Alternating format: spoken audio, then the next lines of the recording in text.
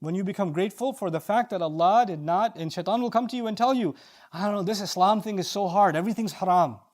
Everything's forbidden, man, it's so restrictive. There's so many rules. There's so many fences everywhere. Can't do this, can't do that, can't do this. Can't have any fun in life. That's the devil talking to you. And let me tell you, Allah Azza wa Jal in this same surah said, وَجَعَلْنَا لَكُمْ فِيهَا مَعَايِشْ قَلِيلًا مَا تَشْكُرُونَ. Allah said, in this world, He put things for you to enjoy. How little you're grateful. Just like in Jannah, everything was halal except one tree.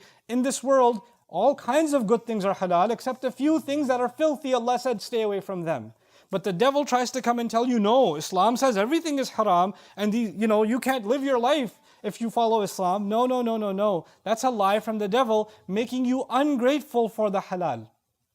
So what that does is, the devil's job here is to make halal look ugly and the haram look beautiful. That's his job. His job is to make, I'll say that again, halal look ugly and the haram look beautiful. So what's he going to do? He's going to say, man, you got to drive all the way there to eat the halal food? This is a restaurant right here, just go here. In your head, you're like, halal is too hard, too far away. Then some young man is thinking about marriage, and his family comes and says, well, you got to have, the girl's family says you have to have this much money, you have to have a house, you have to have this, you have to have that. Then we have to invite our cousins from Pakistan and from Afghanistan and from all the istans that are there, and we have to have this many dishes and that. And he's like, oh, this halal is really hard. I could just, go on social media and find myself somebody to hang out with. So much easier, free too. No pressure, nobody needs to know. Shaitan's job is to make the gateway to haram easy and the doors to halal difficult. Don't become an instrument of shaitan by making the halal difficult. Don't become that. Don't make the halal difficult for yourself. Don't make the halal difficult for your family. Because if that happens, he's easily able to pull people to the left. I know many young men, I know many young women that regret that they're in haram relationships. They regret that. Why are they in that? Because their family doesn't want to get them married. Not old enough yet. Old enough to do haram. Old enough to follow shaitan.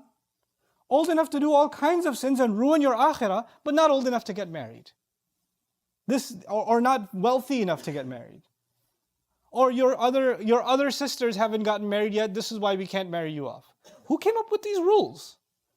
This is when the door to halal is closed and the door to haram is opened. And we can't do that to ourselves, because then we're just following into His footsteps. This is what it means when Allah Azza wa Jal let us know that the devil wants to prove that we will not be grateful. We should be grateful for the doors Allah has opened for us with the halal. We should be grateful that Allah has guided us away from things that are harmful for us. Anything that Allah made haram has to be harmful for us. That's the only reason it's haram. So this idea of, when you do engage in good deeds, then the devil comes in a sneaky kind of way, giving you a sense of lofty, self-importance. The way to be grateful to Allah, every time you get a chance to do something good, thank Allah.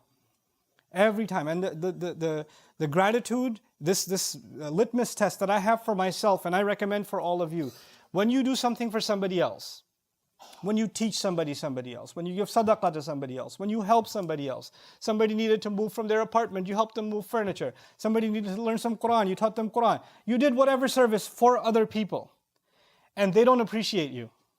They don't remember what you did for them, and it makes you upset. You know what that means? There's still some devil inside left. When you did something for someone, you didn't do it for them. You did it for Allah. Allah recorded it, you should be happy. You're grateful that Allah gave you a chance to help. That's it. There's nothing more from you. You have no more expectations, not from people. You didn't do it for people. You did it for someone who's recorded it and he knows, and that's enough for me. I'm grateful that he recorded this good deed. If I said, oh man, I've got to prepare this khutbah, I hope people show up, or I give this speech and 2 people show up. There's a hall of 1,000 and 2 people show up, and I'm upset, only 2 people came? What is this? The problem then is with me.